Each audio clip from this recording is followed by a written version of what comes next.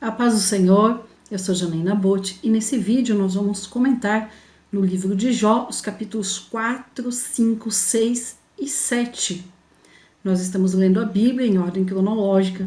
Se você ainda não tem o plano, vou deixar o plano aqui na descrição desse vídeo. Baixe o plano e comece a ler a Bíblia conosco. Se você já está lendo, aproveite os recursos que nós já temos aqui no canal. Nós estamos comentando Jó, capítulo a capítulo, toda a Bíblia vai ser assim. Há muitas formas de nós lermos e estudarmos a palavra de Deus. Sobre Jó em específico, aqui nós estamos lendo e comentando capítulo a capítulo, mas no canal, eu vou deixar marcado aqui em cima, já temos uma playlist com estudos sobre o livro de Jó. E não nessa playlist nós não falamos de Jó capítulo a capítulo, mas dividimos por discurso dos amigos de Jó e também de Jó. É um pouquinho diferente do que está sendo estudado aqui.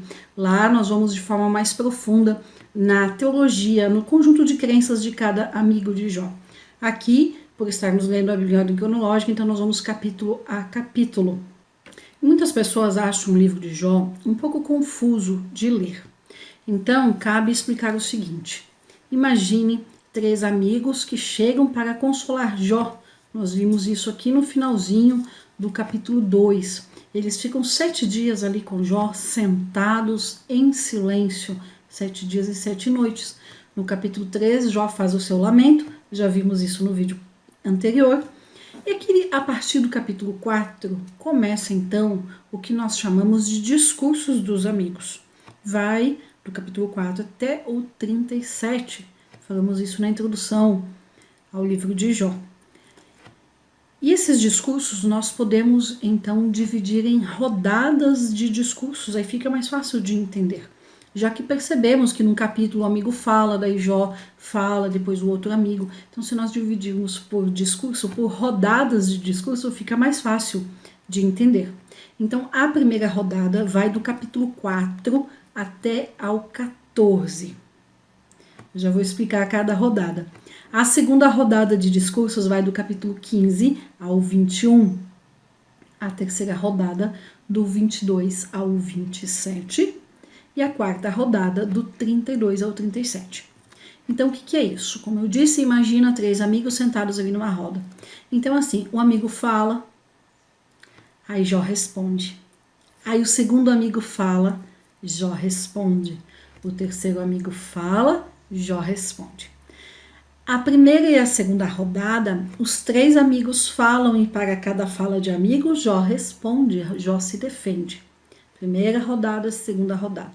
Na terceira rodada, que vai do 22 ao 27, Zofar não fala. Então, somente ele faz e Bildade fala e Jó responde a cada um. A terceira rodada ela acaba no capítulo 27. No capítulo 28, nós vamos ter um discurso de Jó sobre a sabedoria. Não faz parte de nenhuma rodada de discursos. Aí, dos capítulos 29 ao 31, é a última defesa de Jó. Ele não vai mais falar, não vai mais se defender depois, a partir do 31. E do 32 ao 37, nós temos uma quarta rodada, entre aspas, nós temos ali os discursos de Eliú, um amigo que vai aparecer somente aí no capítulo 32. Jó não responde a esse amigo. Nós vamos ver quando estivermos lendo lá dos capítulos 32 ao 37. A melhor forma de nós entendermos então esses discursos é imaginar exatamente isso. Jó e os 3 primeiros amigos sentados em uma roda conversando. A Bíblia não fala quanto tempo que duraram esses discursos, essas conversas, mas os estudiosos apontam para algo entre 6 meses e 9 meses, de 6 meses a no máximo 1 ano. Esses discursos, não menos do que 6 meses e não mais do que 1 ano. Então foram discursos longos, nós lemos aqui de forma rápida, mas foram discursos que levaram dias, semanas, meses. A melhor forma é essa. Imagina então Jó, ali um velho, um senhor, um velho que é o termo que a Bíblia usa, aí em torno dos seus 60, 70 anos, e os 3 amigos sentados ali no chão mesmo, Jó doente, fisicamente, abatido emocionalmente, e está ali com os amigos, e eles começam então a conversar, a discutir. Discutir não no sentido de brigar, mas no sentido de cada um defender o seu ponto de vista. Vamos falar aqui então, nessa primeira rodada, nesse vídeo, do primeiro discurso de Elifaz, o primeiro amigo de Jó. Vamos ver então a fala de Elifaz, que é nos capítulos 4 e 5, e depois a defesa de Jó para Elifaz, no capítulo 6 e no 7, embora esteja junto com a defesa de Jó diante de Elifaz, o 7 acaba ficando um pouquinho mais separado, não é exatamente uma resposta direta a Elifaz, mas é Jó se lamentando sobre as dificuldades da vida. Vamos então começar a falar do capítulo 4. Por que Elifaz é o primeiro dos amigos a falar? Certamente por ser o mais velho, provavelmente, já que era a cultura da época, os mais velhos falavam primeiro. E ele começa então como que interrompendo Jó. Versículo 1, respondeu Elifaz o temanita e disse: se intentarmos te falar, tu te enfadarás? Mas quem poderá conter as palavras? Ou seja, não dá mais para esperar você falar, não dá mais para suportar você falando, Jó. Ele se refere ao capítulo 3, aqui esse lamento de Jó, essas reclamações de Jó. E ele fala no versículo 3, eis que tu ensinavas a muitos e fortalecias mãos fracas. Aos que tropeçavam as tuas palavras os sustentavam e esforçavas os joelhos que eles faleciam. Então o que ele faz? Está falando, olha, eu conheci o que você fazia antes, o seu trabalho social, já que Jó era poderoso, era importante, era muito rico, e ele fala que conhecia então o agir de Jó, a bondade, o trabalho social de Jó. E aí ele começa a criticar Jó, a atacar. Ele acusa de Jó de pecado oculto. Olha o versículo 5. Mas agora que o mal sobreveio a ti, tu te enfadas, e ao tocar a ti, tu te perturbas.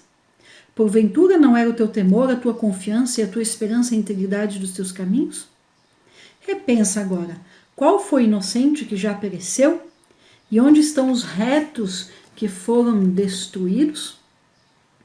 Ele vai falar nas 3 rodadas de discursos, na primeira, segunda e terceira. Em cada rodada dessas, ele vai defender um aspecto da sua teologia, do seu conjunto de crenças. E nessa primeira rodada aqui, nos capítulos 4 e 5, ele defende o quê? Algo que é chamado de justiça retributiva. O que é essa justiça retributiva de Elifaz? Ele fala que o inocente não sofre, que os justos não passam por reveses. Está aqui no versículo 7. A partir daqui ele começa a atacar Jó. Veja, do 1 até o 6, ele justifica ali de uma forma um pouco cordial, da maneira que oriental, aqui da região deles, a cultura da época, ele repreende Jó a respeito do lamento de Jó no capítulo 3, como eu já falei. Ele fala que é vergonhoso Jó ficar se lamentando, Você que ensinava antes, você que fortalecia as mãos fracas, agora você fica aí choramingando, fica se lamentando, Versículo 5, mas agora que o mal sobreveio a ti, tu te enfadas, ou seja, você reclama. E nós temos hoje muito disso, desse discurso de Elifaz. Muitos de nós entendemos como vergonhoso ficar se lamentando, como se fosse algo, como se não pudéssemos desabafar. É claro que não devemos desabafar para qualquer um, desabafar em público, devemos escolher, devemos procurar alguém de confiança, um servo de Deus para desabafar, e alguém que possa ajudar. Conselhos, silêncio e oração fazem muito bem para a alma que está aflita. Mas aqui ele fala que não, que é vergonhoso esse desabafo. O problema da teologia de Elifaz começa aqui no versículo 7, quando ele fala: qual foi o inocente que já pereceu? E onde estão os retos que foram destruídos? Então ele defende essa justiça retributiva. O que é isso? O inocente não sofre, os justos não passam de reveses. Ou seja, se você está sofrendo, é porque você fez algo para merecer esse sofrimento. A justiça retributiva é isso. Você está recebendo de volta, você está sendo retribuído naquilo que você fez. Agora imagine Jó, doente, emocionalmente aflito, em luto, perdeu 10 filhos. Ouvir que o que ele estava recebendo de volta era uma colheita, era a retribuição de algo que ele tinha feito. Imagina ali esse amigo acusando Jó e dizendo: olha, seus 10 filhos morreram por causa de algo que você fez. Versículo 8. Conforme eu tenho visto, ele faz falando, os que lavram iniquidade e semeiam injúria, cegam o mesmo. Ou seja, Jó, você está colhendo aquilo que você plantou. Versículo 9. Perecem pelo fôlego de Deus e pelo espírito do seu furor são consumidos. O rugido do leão e a voz do leão e os dentes dos leõezinhos são quebrados. O leão velho perece por falta de presa e os filhos da leoa andam dispersos. E ele faz então, no restante aqui do capítulo 4, do 12 ao 21, ele vai dizer o quê? Que Deus está sendo justo ao castigar Jó. Ele vai falar que sofrimento é para quem está no pecado e que Jó estava apenas recolhendo os resultados do que ele tinha feito. E olha o que ele faz, defende.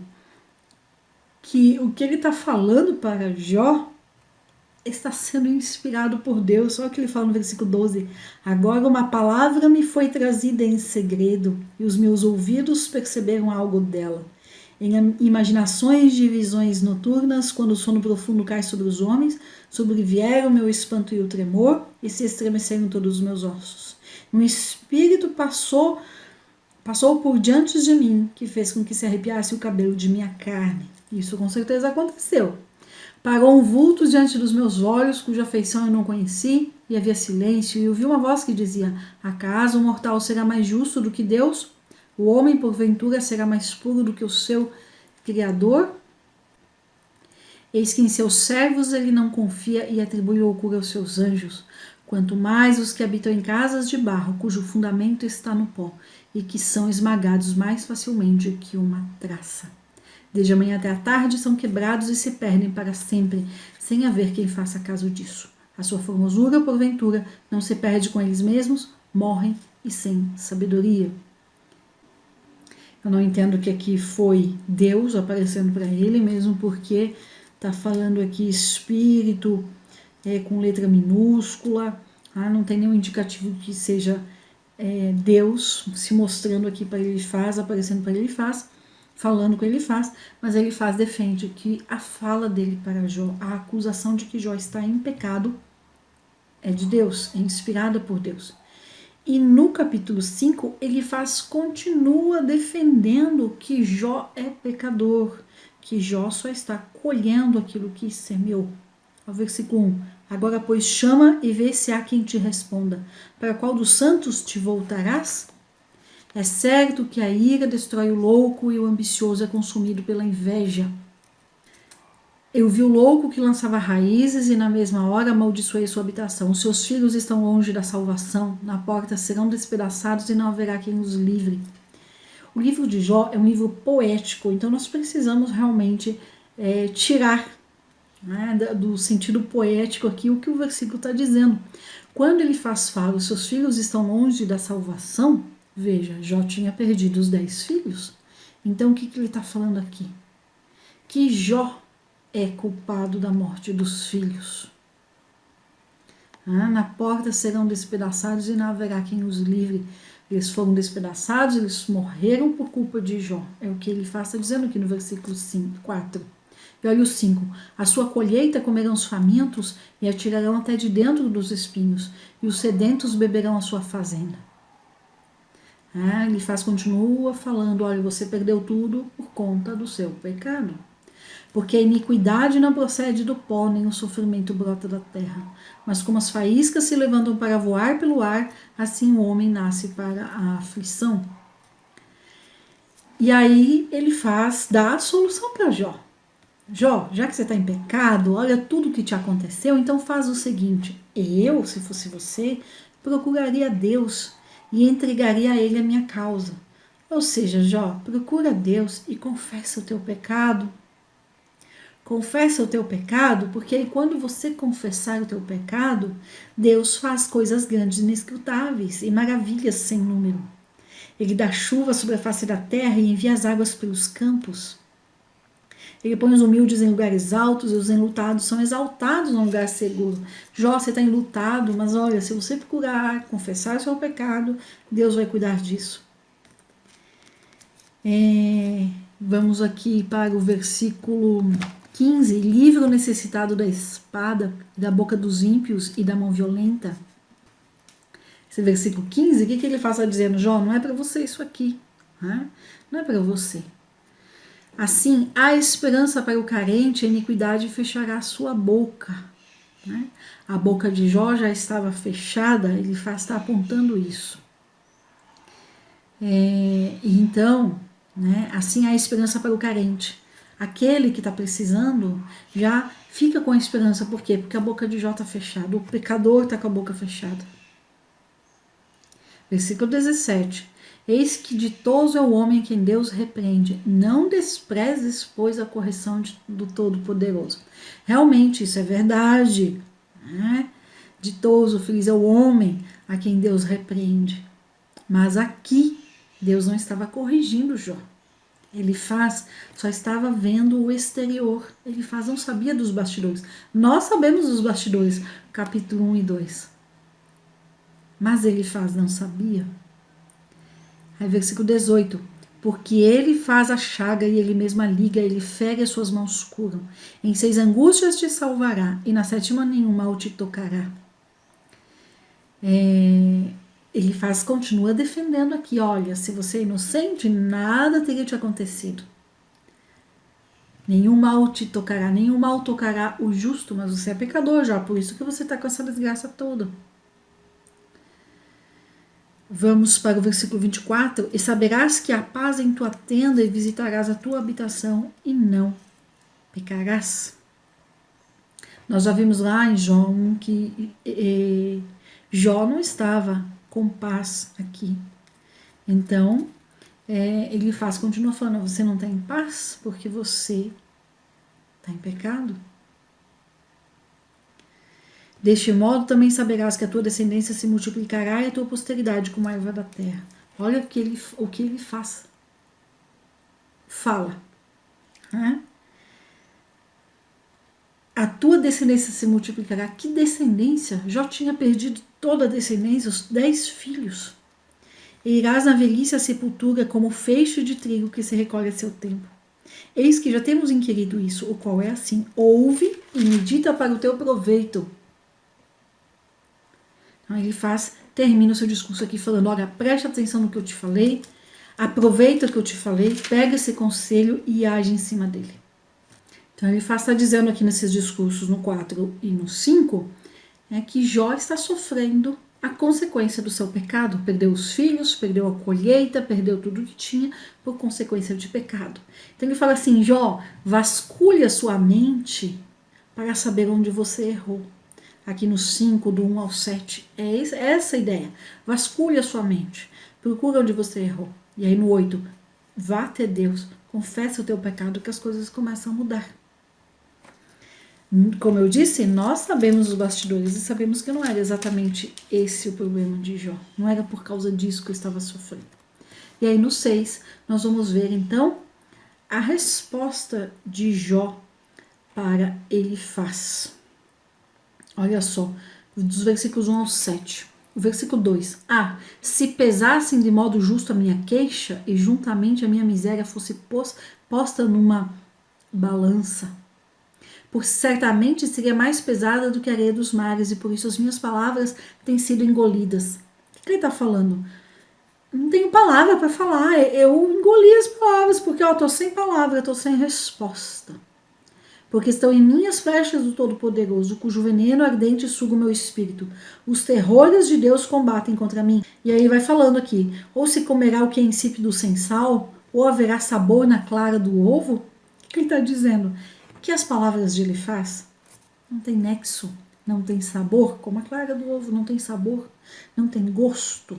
Quem me dera, versículo 8, quem me dera que se cumprisse a minha petição e que Deus me desse o que espero. Qual que era a petição dele? Lá do capítulo 3, onde ele não queria mais viver, onde ele pede para morrer. Versículo 9 e 10, ele continua falando isso, e que Deus consentisse em me quebrantar, que soltasse a sua mão e me desfizesse. E seria isto ainda o meu consolo, e me aliviaria do meu tormento, sem dar mais nenhuma trégua, porque eu não escondi as palavras do santo. Qual é a minha força para esperar ainda? Versículo 11. E qual é o meu fim para que tenha ainda paciência? Ele não tinha mais motivo para viver, é o que ele está dizendo aqui no 11. É a minha força, porventura, a força das pedras? Ou a minha carne é de cobre? Não está em mim a minha ajuda? Ou a sabedoria me desamparou? Versículo 14. O que está aflito devia ser consolado pelo seu companheiro. Olha que duro isso. Vamos trazer um pouquinho? Quantas vezes que nós, ao invés de ajudar, afundamos mais a pessoa?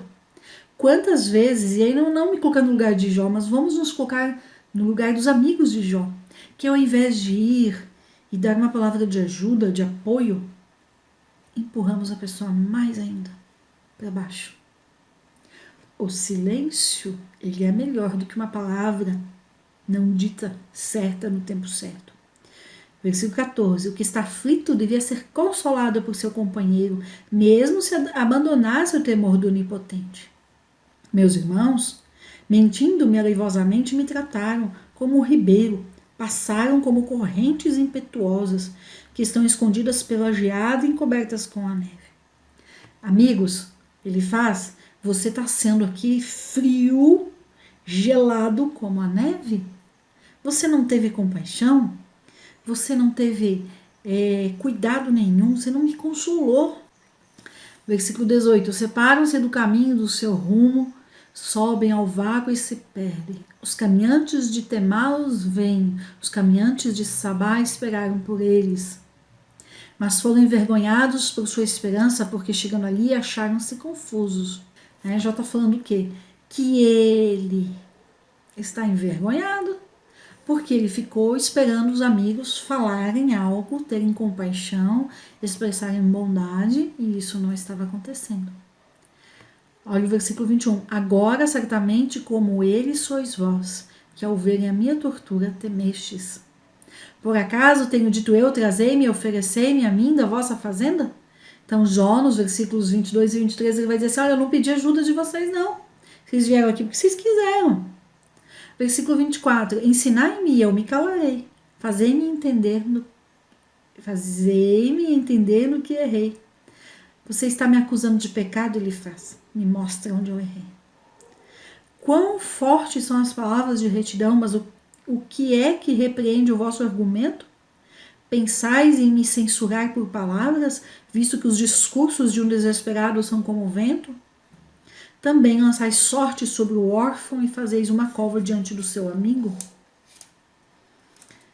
Agora, pois, se quiserem, olhai para mim e vede se minto diante de vós. Tornai agora, pois, e não haja iniquidade. Voltai ainda para que considere a minha justiça nisso. Há, porventura, iniquidade em minha língua? Acaso o meu paladar não pode distinguir coisas iníquas?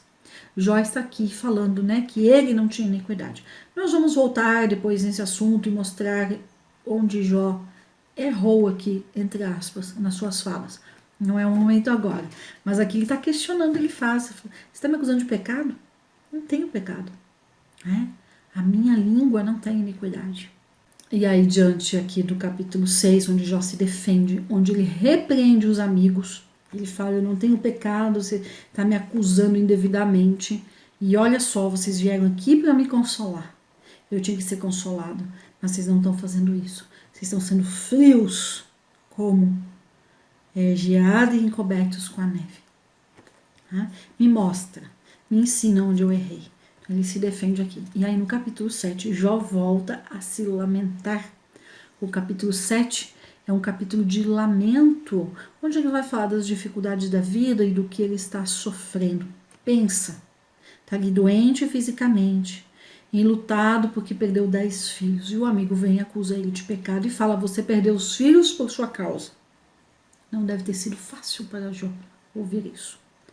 Capítulo 7. Não há, porventura, um tempo determinado para o homem sobre a terra, e não são seus dias como os dias do jornaleiro? Jó que está acreditando realmente que ele vai morrer, dizendo, olha, está chegando o meu tempo, está acabando o tempo determinado para a minha vida. Versículo 2. Assim como o servo suspira pela sombra e como o jornaleiro espera o pagamento do seu trabalho, assim me tem feito possuir meses de calamidade e noites de trabalho me foram preparadas. Então, aqui já havia passado um tempo, desde os acontecidos do capítulo 1, alguns meses. Se me deitar para dormir, digo então, quando me levantarei? Mas a noite é longa e farto estou de desassossegos até a alvorada. Vestiu-se. Preste atenção no versículo 5. Eu já disse na introdução que não tem como sabermos qual a doença de Jó. Há muitos que apontam para uma doença ou para outra, não tem como nós sabermos com exatidão, porque não tinha vacinas nessa época, não tinha medicamentos, não tinha tratamentos e não tinha também as influências das alimentações, das químicas, do industrializado, nada disso. Então nós não temos como saber exatamente, mas olha o versículo 5, na sua leitura preste atenção no que realmente Jó sofreu. Versículo 5, vestiu-se a minha carne de vermes e de crostas de pó. A minha pele está asquerosa e se tornou abominável. Então, ele tinha feridas no corpo e vermes ali, nessas feridas.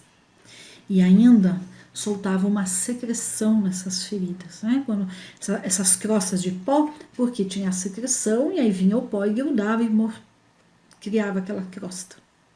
Como ele mesmo fala, a minha pele está asquerosa. E os meus dias foram mais ligeiros que a lançadeira do torcedor e feneceram sem esperança. Lembra-te que a minha vida é como o vento, que os meus olhos não voltarão a ver o bem. E até o versículo 10, nós vemos que Jó não acreditava numa melhora.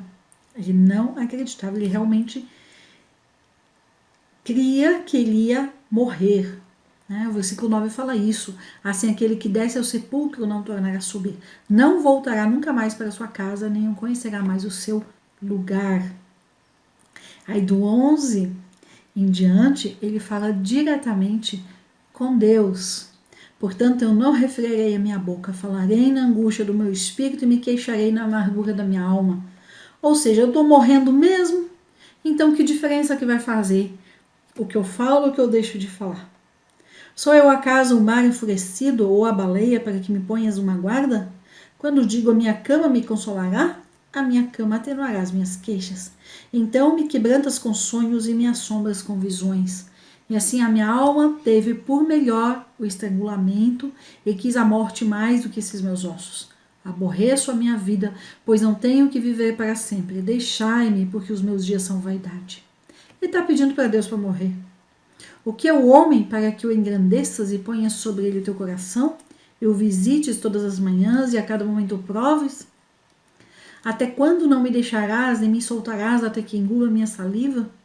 Se pequei, o que te farei, ó guarda dos homens? Por que me tens posto como alvo para ti a ponto de a mim mesmo isso ser pesado? E por que não perdoas a minha rebelião e remove a minha iniquidade? Porque agora dormirei no pó, e se me buscares de madrugada já não estarei mais.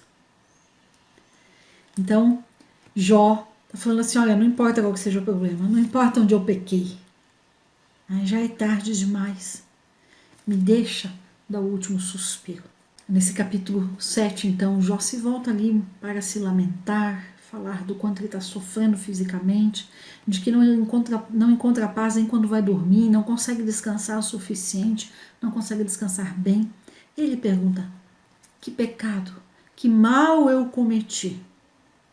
Não importa mais o que eu tenha feito, já é tarde. Estou sofrendo demais. Deixe que eu dê o meu último suspiro e deixe de viver nessa terra. E assim termina então essa fala, essa primeira fala, Jó respondendo, ele faz ali com o seu discurso, apontando o pecado em Jó, como que ele colhendo, através da morte dos filhos, da perda dos seus bens, colhendo o que ele plantou em pecado. No próximo vídeo nós vamos conhecer então o discurso do outro amigo de Jó. Se você ficou com alguma dúvida, alguma curiosidade, deixe nos comentários do vídeo que nós responderemos. Que Deus te abençoe e até o próximo vídeo.